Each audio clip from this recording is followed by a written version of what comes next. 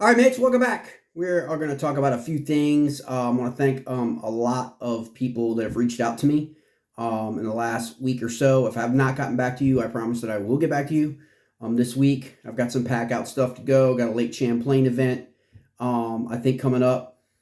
And we've got some great news. So we're building out the studio, building out a lot of stuff with contract.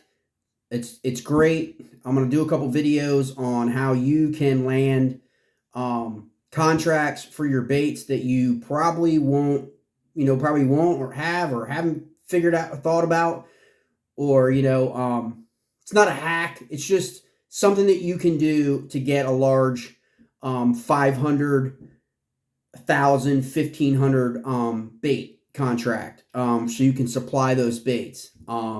So it's an interesting slant. It's a technique that's used a lot of times in some other industries. So I'm going to cover that for the bait makers in another video. But that's going to afford us the opportunity to do with the line, do a lot of few sponsorships, things like that, to really help other bait makers get their baits, especially if you're West Coast bait maker and you want to penetrate the East Coast market. If you're an East Coast bait maker and you want to penetrate and get some exposure with the West Coast market, things like that. Sponsorships are a great way to do that, whether it's club trails, national trails, anglers. We're going to talk about pro staff, talk about all that kind of stuff that are interesting tie-ins that the Baitmaker Consortium can do together, work together, and leverage each other. Because, individual bait makers, whether it's an actual, like, this is your business or this is your side hustle or this is, whatever, it's tough to be able to go out and get staff, right? Or brand ambassadors, content providers, whatever, however you want to word it, because of the financial commitment and financial involvement. And usually it's product, or usually it's a discount on product, or all that stuff.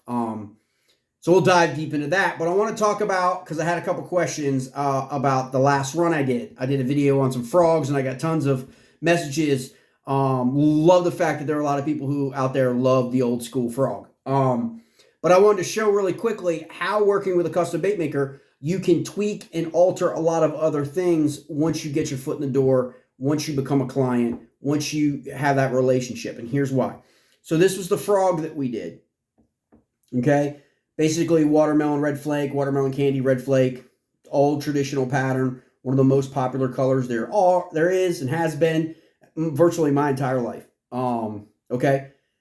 Can't go wrong with having this color pattern, coloration pattern in a frog or a worm, Senko, you name it, in your box, okay? So what we did is we took this same coloration, okay, and created a ribbon tail. This is a Grande, okay? Now, one of the other things that we did with this is we came up on the suggestion, we came up with this idea of, okay, how can we incorporate that? How can we incorporate our soft plastics with our jigs, okay? Or with someone else's jigs that they have, matching their jig pattern, right? Creating a jig line, incorporating your soft plastic molds with your jig, or working with, you do the soft plastics, but a guy who does jigs, okay? And you work together in a collaboration. And so what happens is you can come up with these ideas. So here you have a step further. You're compounding your product line when you do things, and actually for clients, that you actually can expand the number of lures you're providing to that single client. And for example, so we started with the frog, okay? Then we've got the ribbon tail, same color, okay? Watermelon candy, red flake. Now we've got the jig, okay? So we've got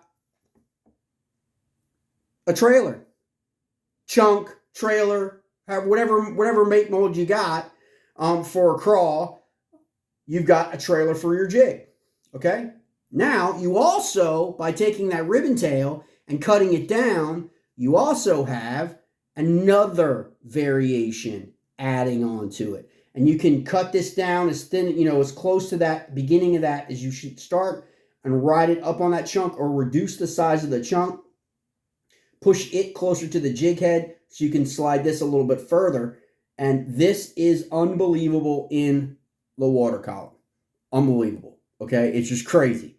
All right, and there's different ways that you can do this. Now, another aspect for jigs that I will tell people, a lot of times if you are buying a jig off the shelf, could be a jackhammer, could be a bladed jig, vibrating jig, could be a standard jig, could be a Greg Hackney jig, could be a Mike Iaconelli jig, Missile Baits jig, whatever it is. One of the things that you want to do is, a lot of times the skirt is an inch or more beyond the hook.